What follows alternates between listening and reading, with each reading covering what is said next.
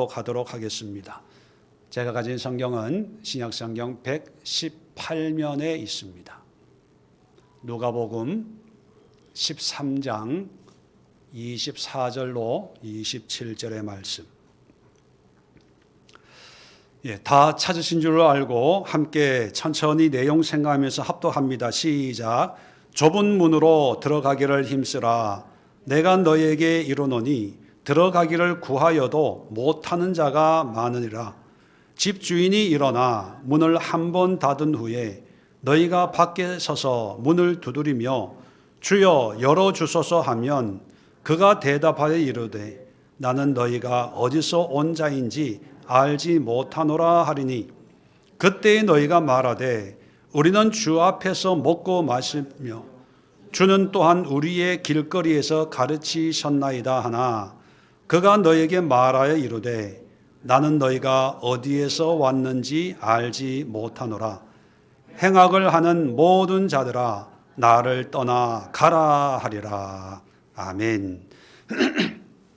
자, 오늘 이 말씀을 가지고 구원받을 자가 적은 이유, 그런 제목으로 은혜를 나누려고 합니다.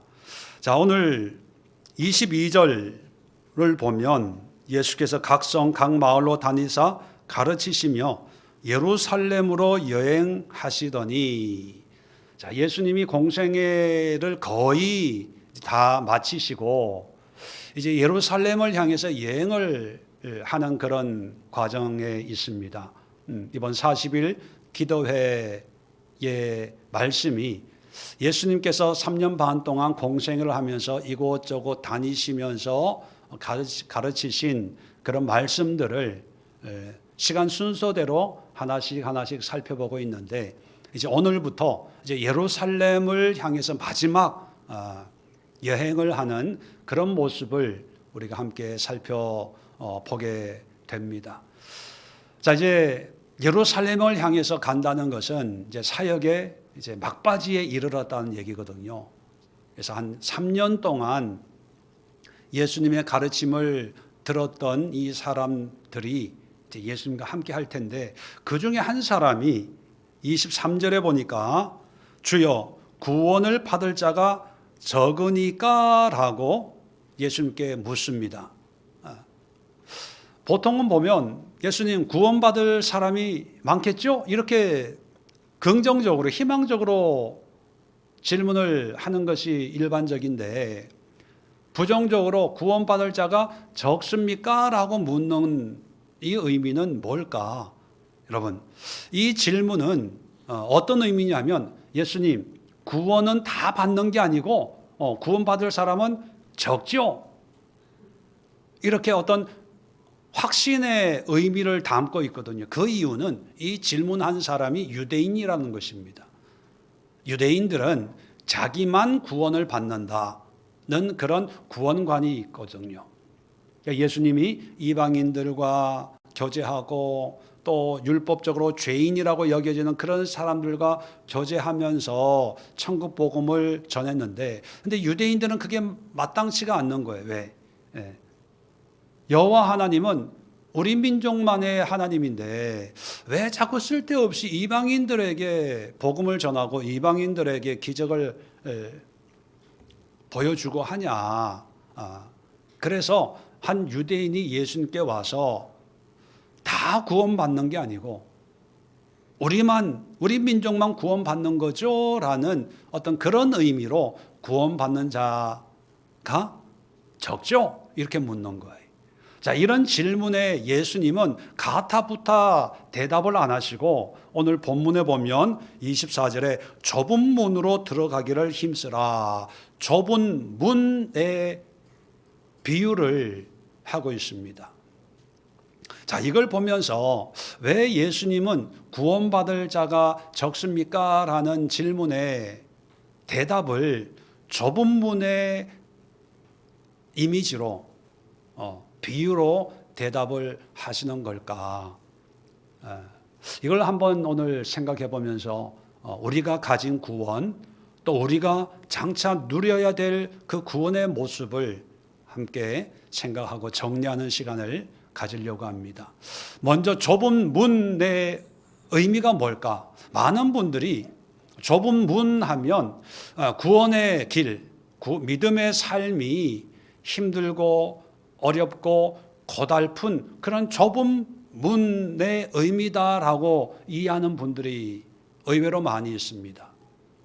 물론 그런 면이 전혀 없지는 않지만 이 성경에서 유대인에게 좁은 문이라는 비유를 쓰는 것은 힘들다, 어렵다는 의미가 아닙니다.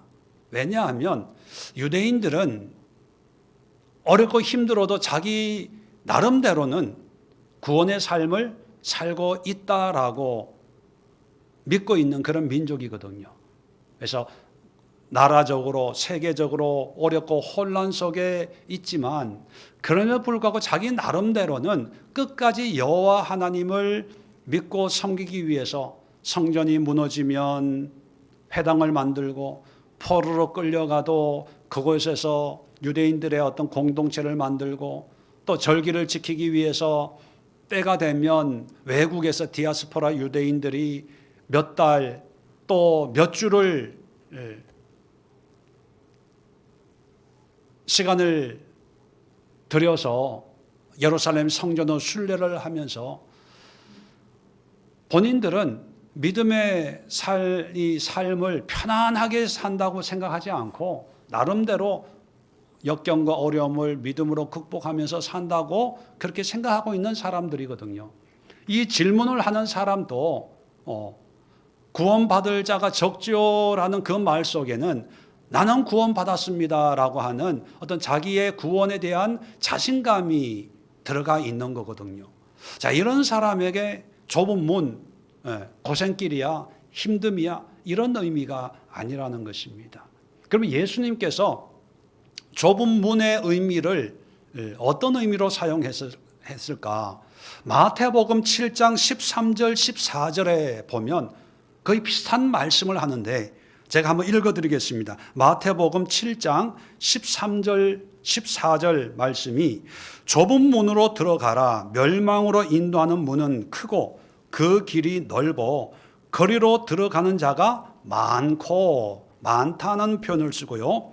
생명으로 인도하는 문은 좁고 길이 협착하여 찾는 자가 적음이라. 자, 넓은 문, 좁은 문의 그 의미가 가는 사람이 많다 또는 적다의 의미예요. 어렵다, 쉽다의 의미가 아니고 가는 사람이 많고 또 구원의 문은 가는 사람이 적다. 많다, 적다의 의미는 뭐가 기준이냐 하면 사람들이 무엇을 선호하냐, 무엇을 싫어하냐의 문제입니다. 다시 말씀드리면 좁은 문으로 가는 사람이 적은 것은 좁은 문이 사람들에게 매력적이지 않는 거예요. 흥미를 끌지 않는 거예요. 관심을 끌지 않는 거고 넓은 문, 구원의 길이 아닌 세상의 길은 사람들에게 매력적으로 보이고 흥미롭게 보이고 많은 사람들의 마음을 사로잡는 그런 모습의 길이라는 거예요. 자, 그래서 좁은 문은 구원의 길이지 않습니까? 믿음의 길인데 구원받는 자의 수가 적은 첫 번째 이유가 뭐냐 하면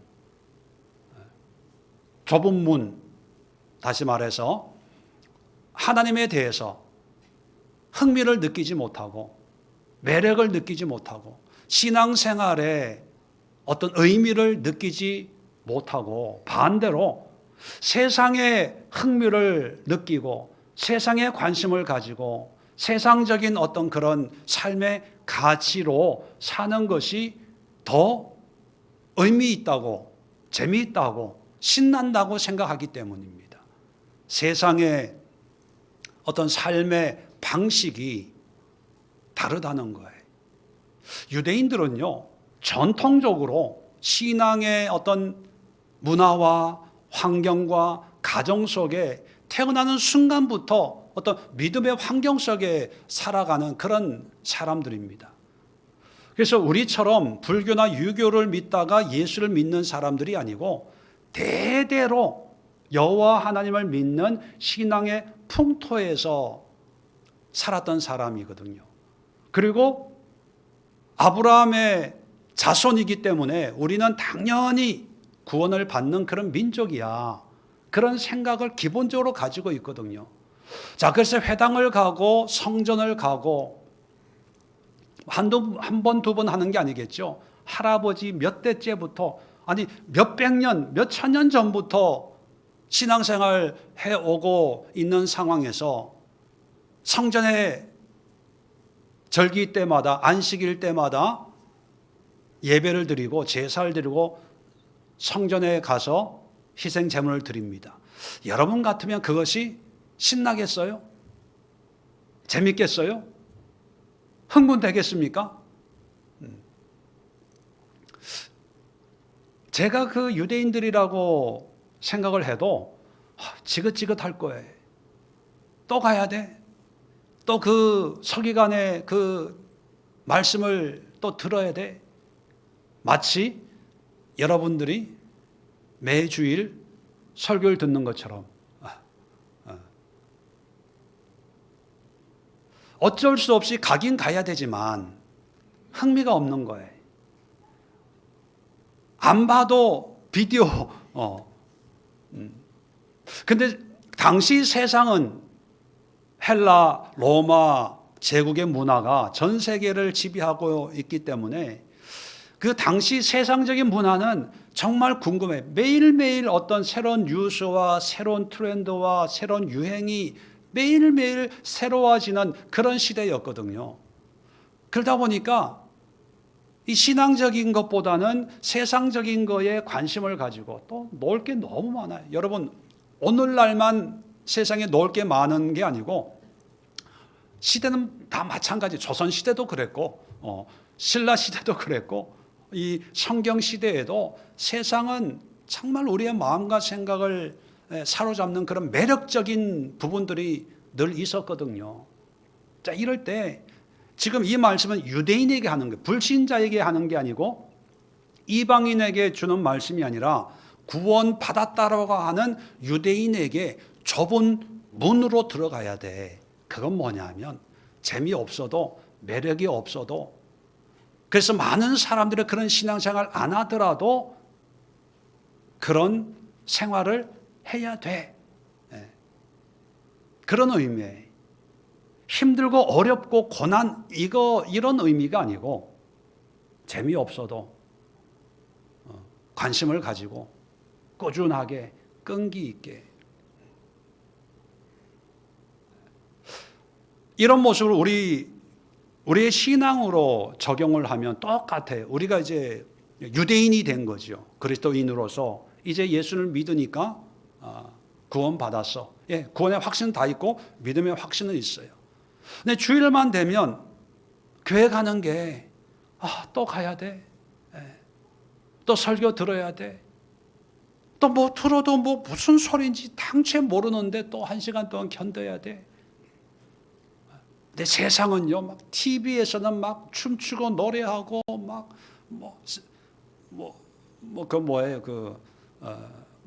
여행 유튜버들이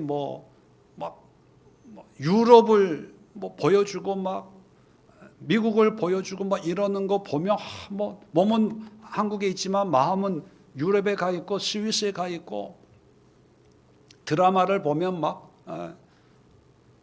흥분되고 다음 해가 기다려지는데 교회 와서 주보를 딱 펼쳐보면 이런 설교 하시겠구나. 점점 매력이 떨어지는 거예요.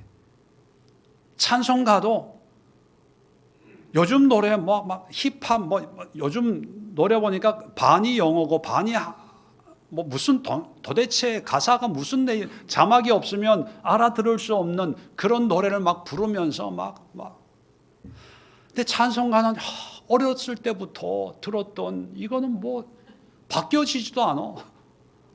그 세상 노래는 1절, 2절로 끝나는데 여기는 4절까지 있어. 또 찬양 인도하시는 분이 또 반복을 하네. 내가 왜 여기 앉아있지? 뭐 이러는 거예요. 근데 그런 똑같은 마음을 가지고 있는 그리스도인들에게 예수님이 하시는 말씀은 좁은 문이야.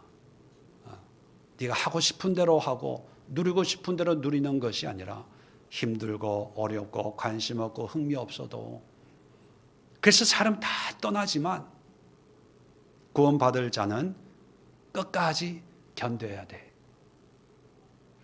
오늘 본문은 그냥 좁은 문으로 들어가라는 의미지만 마태복음 7장 13절 14절은 좁은 문 좁은 길이에요. 이게 무슨 뜻이냐면 좁은 문만 들어가면 그 다음부터는 이제 쉬워지고 편안해지는 게 아니라 좁은 문인 동시에 길도 좁은 길이에요. 그런 길을 꾸준하게 걸어야 된다는 거예요. 꾸준하게. 어떤 분들은 은혜만 받으면 그 다음에는 뭐 좀 괜찮아지겠지. 뭘 하면 성경 공부 끝나고 나면 성경 일독하고 나면 뭐 그런 생각이 있는데 그게 위험한 생각이에요. 우리는 끊임없이 좁은 문을 통과해서 좁은 길을 걷는 거예요. 왜냐하면 너무 유혹이 많은 거죠. 또 세상이 너무 재미있는 것들이, 예배 1시간 드리기는 힘든데 두 쫑쿠 사기 위해서 2시간 기다리는 것은 괜찮아요.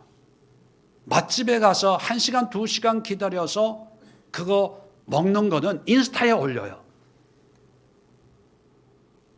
근데 예배 1시간 드리는 거는 미치는 거예요. 그런데 그럼에도 불구하고 그런 길을 처음부터 끝까지 가는 게 그게 구원의 길이다. 그게 좁은 문, 좁은 길의 신앙이다라는 것을 말씀을 하고요. 두 번째는 뭐냐면, 자, 24절 좀 더 보면 좁은 문으로 들어가기를 힘쓰라. 애써야 된다는 거예요. 노력하지 않으면 안 된다는 거예요. 자, 이 들어가기를 힘쓰라는 말과 대비되는 내용이 뭐냐면, 내가 너에게 이르노니 들어가기를 구하여도 못하는 자가 많으니라.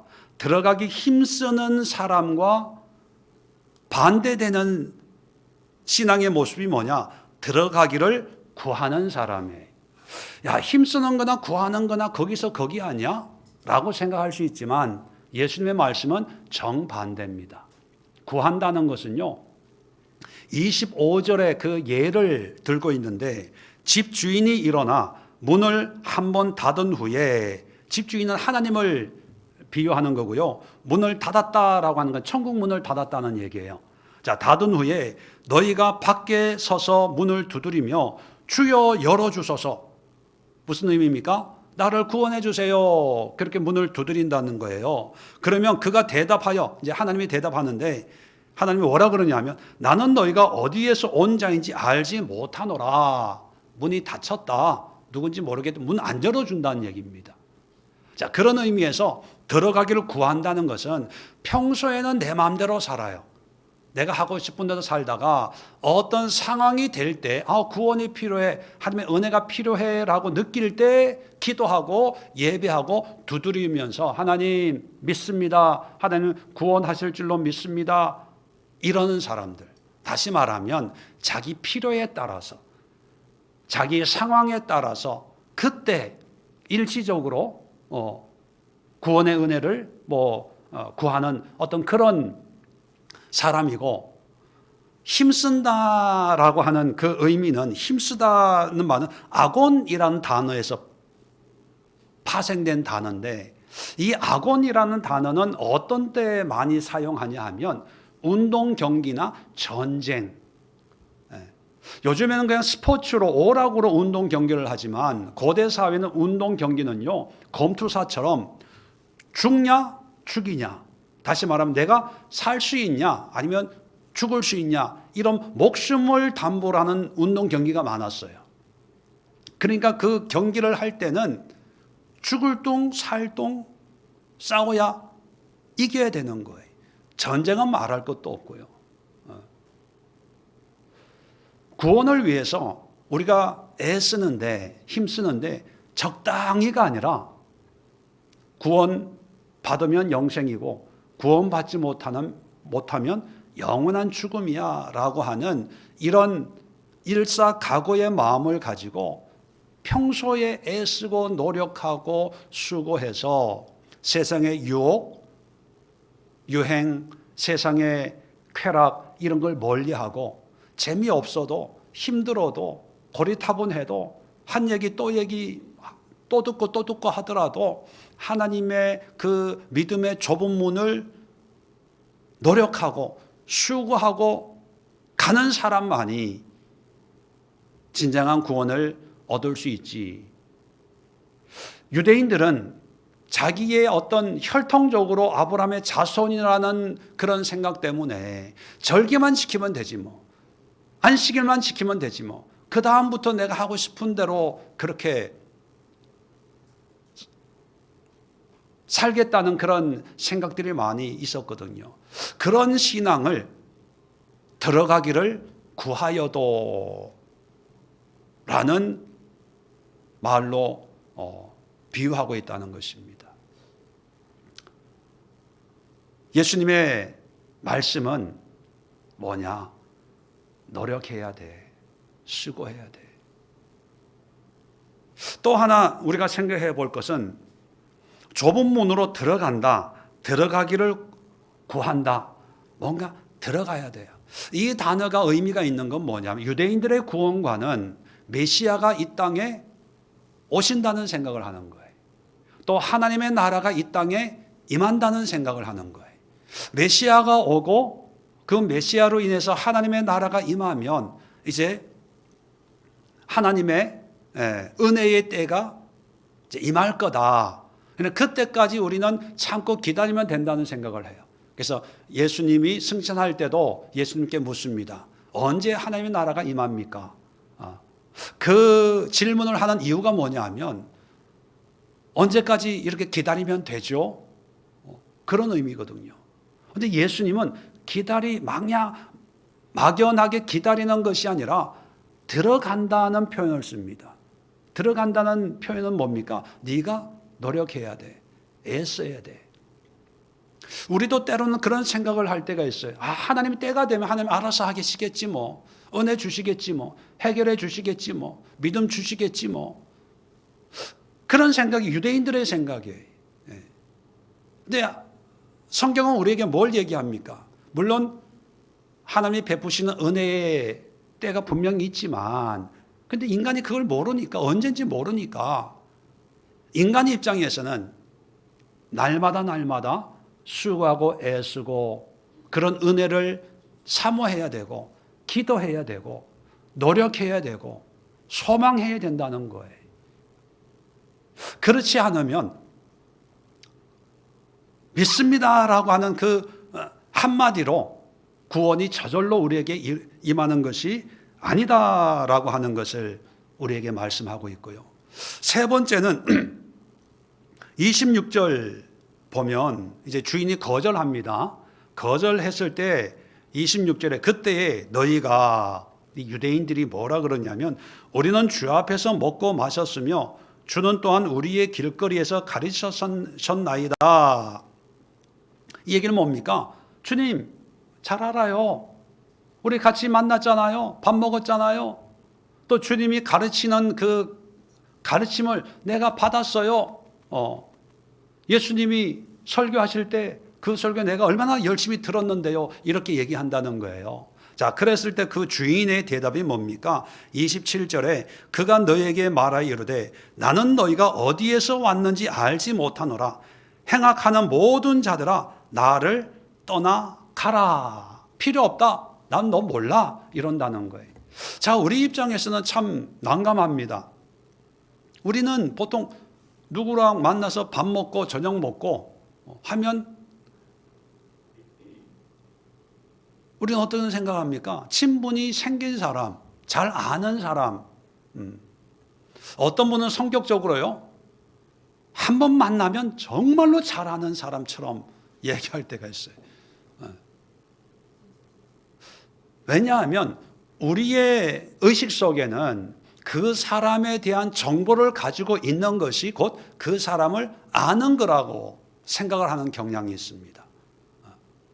그래서 신앙생활에서도 예수님에 대해서, 신앙에 대해서 성경 공부하고 말씀 공부하고 또 예배 드리면서 설교를 들으면 하나님에 대해서, 예수님에 대해서 조금씩 아는 것이 곧 믿음이고 그것이 신앙이라고 생각을 합니다. 물론 여러분, 지식적인 것이 필요 없다는 얘기는 아닙니다. 필요해요. 그런데 그 지식의 힘은 어디서 나오냐 하면 지식 자체에서 나오는 게 아니라 그런 지식을 통해서 결국은 예수님과 인격적인 관계성이 맺혀질 때 이 어떤 믿음의 능력이 나타나고 구원이 임하는 거거든요. 단지 지식적으로 배우고 들었고 아는 것 자체가 우리에게 구원을 주는 게 아니라는 것입니다. 유대인들은 말씀드린 것처럼 태어나면서부터 믿음의 풍토에서 성장을 하다 보니까 웬만한 건 다 알아요. 또 웬만한 경험은 다 있습니다. 자, 그러다 보니까 자기 스스로가 하나님에 대해서, 율법에 대해서, 신앙에 대해서 잘 알고 경험이 많으니까 나는 구원 받았어라는 확신으로 자연히 연결이 되거든요. 마찬가지로 우리 기독교인들도 신앙생활을 좀 오래 하다 보면 성경에 대해서, 신앙에 대해서, 교회에 대해서, 하나님에 대해서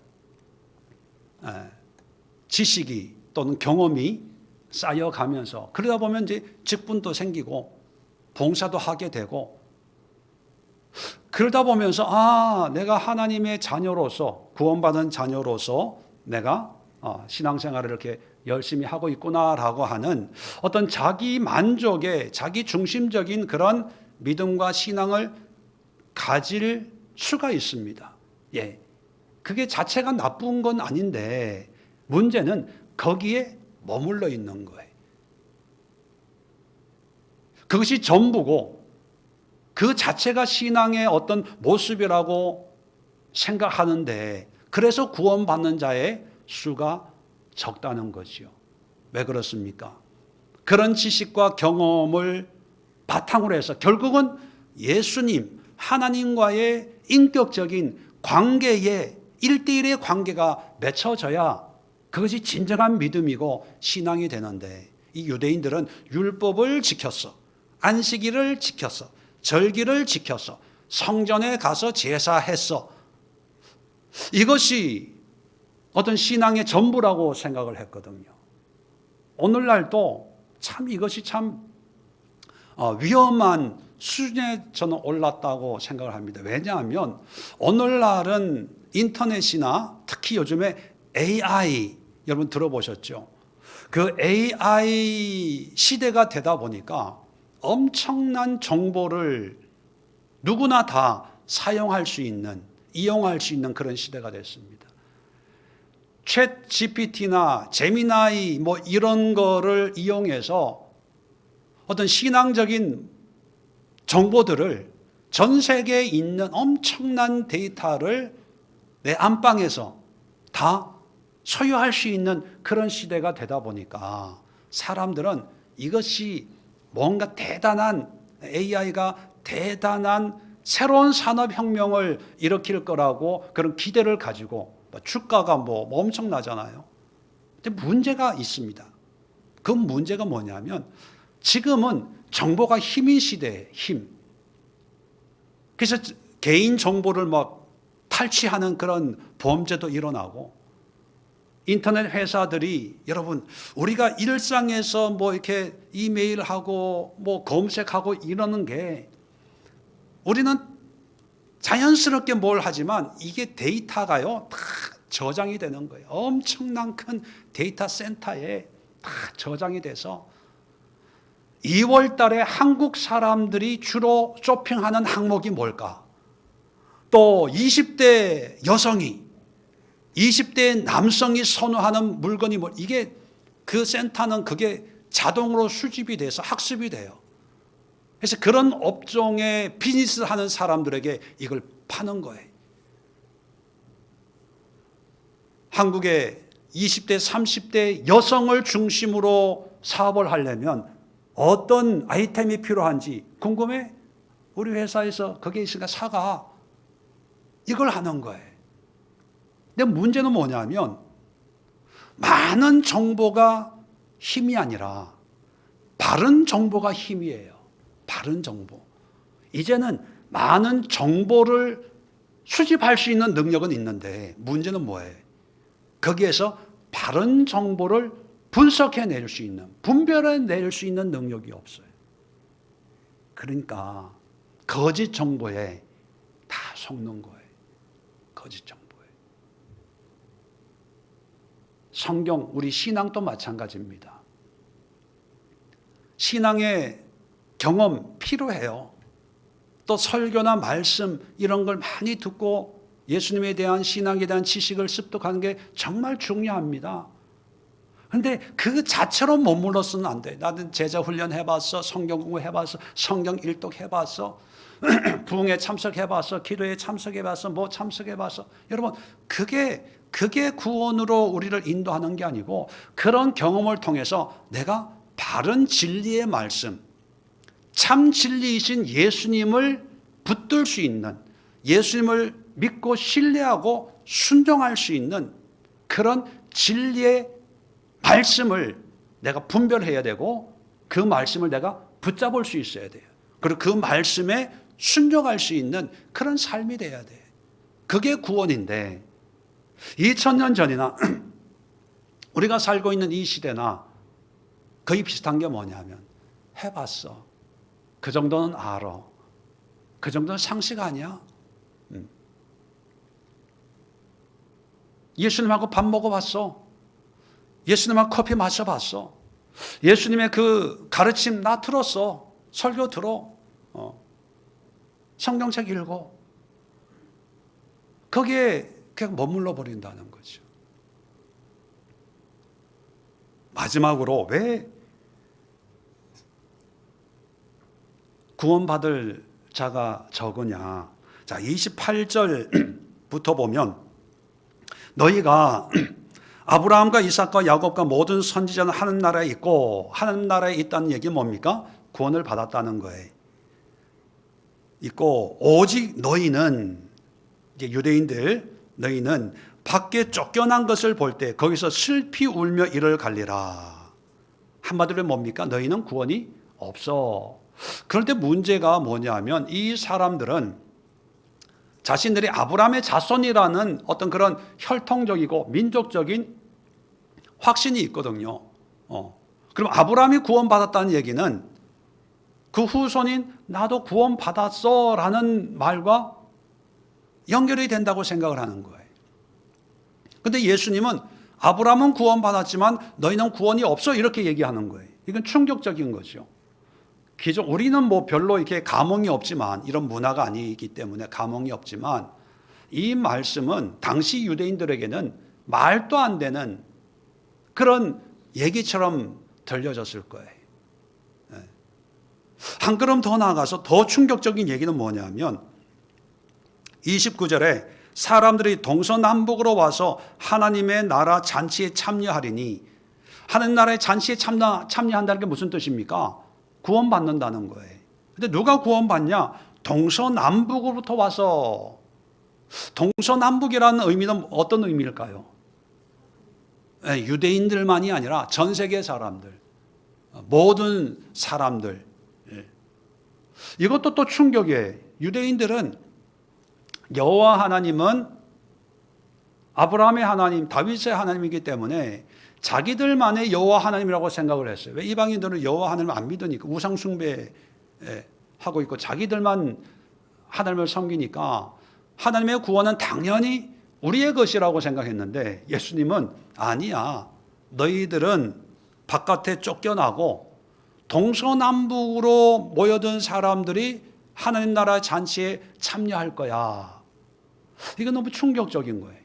또 더 충격적인 것은 30절에 보면 나중된 자로서 먼저 될 자가 있고 먼저 된 자로서 나중될 자도 있다. 이게 뭐 먼저 됐다는 것은 이방인들을 비유하는 거고 나중이라는 것은 먼저는 유대인들을 비유하는 거고 나중은 이방인들을 비유하거든요. 그러니까 유대인들은 우리는 먼저 된 자로서 우리는 구원받았어 라는데 그게 아니라는 거예요. 나중된 이방인들이 먼저 구원을 받고 구원받았다고 확신한 너희가 나중돼. 너희 생각과 달라. 이 유대인들의 이 구원의 사고를 세 번이나 같은 의미로 계속 반복하면서 이 자기 스스로 구원받았다라고 생각하는 사람의 그 구원관을 의도적으로 깨뜨리는 이유가 뭘까요? 구원은 전통이나 혈통이나 가족이나 가문으로 임하는 게 아니라는 거예요. 다른 말로 표현하면 구원은 유대인이든 이방인이든 상관하지 않고 예수 그리스도와의 1대1의 믿음의 관계다. 그런데 유대인들은 민족적으로, 전통적으로, 혈통적으로, 가문적으로 우리는 대대로 신앙생활을 해온 사람이니까 우리는 구원받을 거야. 이것이 뭐 당연시하고 있는 그런 사람들에게 아니야. 아브라함도 하나님으로부터 개인적인 관계에서 구원받은 거고 이삭도 아브라함이 구원받아서 그 아들이 구원받은 게 아니라 이삭은 이삭대로 하나님과의 관계에서 구원받은 거고 야곱도 할아버지가 구원받고 아버지인 이삭이 구원받았기 때문에 아들인 야곱이 구원받은 게 아니라 야곱도 하나님과의 관계에서 선지자들도 한 사람 한 사람이 하나님의 말씀에 순종하는 것으로 구원받은 거지. 너희들처럼 역사와 전통과 가문을 따지는 너희들은 쫓겨날 거야. 오히려 전 세계에 흩어져 있는 이방인들이 예수님을 알고 하나님을 아는 사람들이 오히려 하나님 나라의 잔치에 참여하지. 너희들은 아니야. 그렇다면 여러분, 예수님의 결론은 뭡니까? 구원받을 자가 적지요 라는 대답에 적다, 많다 또는 이 사람의 말이 맞다, 틀리다라고 대답하지 않고 좁은 문으로 들어가기를 힘써라 라고 하는 그 말씀을 하신 의도는 뭘까요?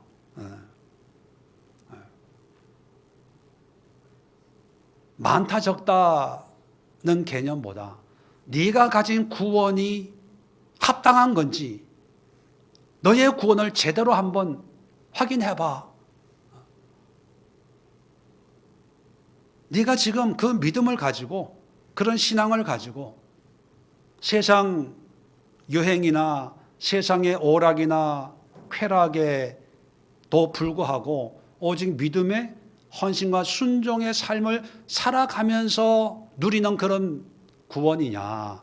아니면 적당하게 믿으니까, 적당하게 신앙생활을 하고 있으니까, 적당하게 때에 따라서 하나님의 어떤 그런 말씀에 순종하고 예배 드리고 있으니까, 또는 전통으로 또 가문적으로 믿음의 가정에 태어났으니까 뭐 그런 걸로 어떤 구원을 생각하고 있냐? 많고 적고를 떠나서 네가 가진 구원, 네가 가진 신앙이 바른 신앙인지 한번 제대로 한번 생각해 봐라. 그런 의도가 이 좁은 문의 비유에 담겨져 있다는 것입니다.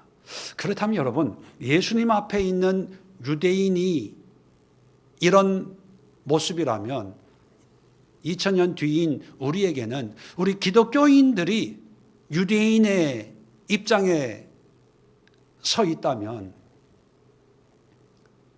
우리가 예수님 앞에 예수님 구원받을 자가 적죠? 이런 대답을 했을 때 예수님은 예수를 믿는 기독교인이고 크리스찬이고 교회 생활을 하고 있다고 해서 맞아, 적어, 너희들밖에 없어 이렇게 대답을 하지는 않았다는 거예요. 우리에게 뭐라고 얘기를 했겠습니까? 많고 적고에 대한 대답보다는 좁은 문, 좁은 길로 들어가기를 힘써야 돼. 누구에게? 우리 믿는 사람에게, 우리 신앙인들에게, 목사와 장로와 권사와 성도들에게 많다 적다 거기에 신경 쓰지 말고 좁은 문으로 들어가려고 지금 애쓰고 있어. 지금 신앙생활 열심히 하고 있다는 것 때문에 구원을 주는 게 아니고 이런 신앙생활을 통해서 하나님과 예수님과 1대1의 믿음의 관계를 누리고 있어야 되는데 누리고 있어. 과거에 예수님과 먹고 마시고 또 예수님의 가르침을 받는 것, 과거의 그런 경험이 우리에게 구원을 주는 게 아니고 지금 그런 관계와 그런 말씀을 통해서 예수님을 바라보고 예수님을 사모하고 예수님의 영광을 위해서 지금 살고 있어. 지금 너의 신앙을 한번 되돌아봐. 네가 가지고 있던 그 구원의 실상이 어디에서 나온 건지 한번 확인해봐 라고 하는 그런 의미로 우리는 받아들여야 된다는 것입니다. 결론적으로 이번 40일 기도회를 이어가면서 이제 오늘 이제 구원받은 자가 적습니까? 라는 이런 질문을 이제 받는 상황에 이르렀고 이제 오늘부터 내일부터 이제 예루살렘을 향해서 마지막 예루살렘 방문을 하는 그런 예수님의 발걸음을 우리가 다시 또 말씀을 나누고 기도할 텐데 유대인이라고 하는 그런 하나님의 백성이라고 하는 그런 사람들이 진정한 믿음을 가지고 또 믿음에 합당한 삶을 살지 못하는 그런 모습을 보면서 예수님의 발걸음은 너무 무거웠을 것입니다. 그리고 그 결과가 이 사람들이 결국은 예수 자신을 십자가에 못 박을 거라는 것도 너무나 잘 알고 있는 그런 예수님의 발걸음은 너무 무거웠을 것입니다. 그런데 중요한 것은 2000년이 지난 오늘날 성전이 아니고 유대인이 아니라 교회고 기독교인이라고 하는 사람들의 그런 신앙도 예수님을 영원하게 하는 그런 신앙이라기보다는 어떤 자기의 만족, 자기 구원에 대한 안전장치쯤으로 여기는 그런 신앙의 모습을 보신다면 여전히 예수님의 발걸음 또한 무겁지 않았을까? 과연 우리가 무엇을 위해 신앙생활을 하고 우리에게 있는 천국 구원의 소망이 과연 어떤 의미인가를 다시 한번 이 아침에 새겨보면서 내가 신앙생활을 좁은 문, 좁은 길의 삶을 꾸준하게 살고 있는지 그리고 이런 삶을 위해서 애쓰고 노력하고 수고하고 있는지 그리고 말씀이나 성경을 통해서 예배를 통해서 설교하는 목사를 보는 게 아니고 찬양하는 성가대 찬양단의 곡조를 보는 게 아니라 모든 것을 통해서 예수님께 집중하고 예수님을 알려고 애쓰고 있는지 우리의 신앙을 한번 새롭게 점검하는 그런 은혜가 임하시기를 주님의 이름으로 축원을 드립니다. 기도합니다. 좋으신 하나님 감사합니다. 구원받을 자가 적다는 그 질문에 예수님은 좁은 문의 비유를 들으시면서 구원을 받고 안 받고 보다도 지금 구원에 합당한 삶을 살고 있는지 없는지를 다시 한번 확인시키는 모습을 통해서 2000년이 지난 지금도 여전히 우리 그리스도인들이 또 다른 유대인의 의식을 가지고 마치 종교적인 행위와 반복적이고 습관적인 종교 생활을 하는 것으로서 구원받았다는 확증을 얻으려고 하는 그런 모습은 없는지 이 아침에 우리가 가진 믿음, 우리가 가진 신앙의 삶, 우리가 사모하는 구원의 모양과 모습을 다시 한번 확인하고 점검하는 그런 은혜를 통해서 진정한 구원, 진정한 신앙의 삶을 살아내는 우리 예수의 모든 성도들 될 수 있도록